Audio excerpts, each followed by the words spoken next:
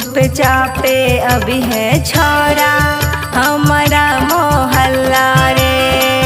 तनिको ने करी है छोड़ा सुन ले तू हल्ला रे,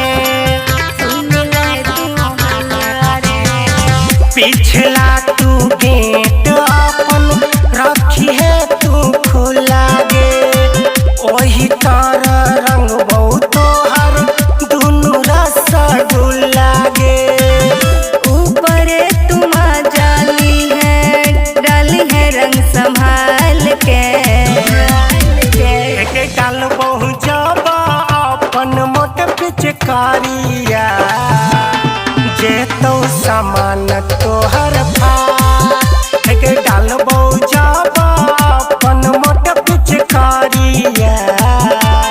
जे तो सामान तोहर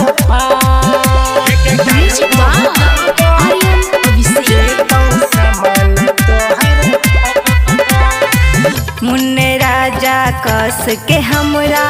धरी है तू पाजा रे, उगंत उगना धीरे धीरे ली है तू माजा रे, ली है तू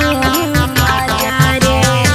खुशी सा हम पागल भेलियो सुन के तोहर बोली गे,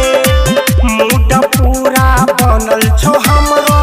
हरबो तोहर चोली गे। आई बुझोर कृष्ण कन्हैया भोजे तो रात रे, हेगे डाल बहु जब अपन मोट पिचकारिया, जे तो सामान तोहर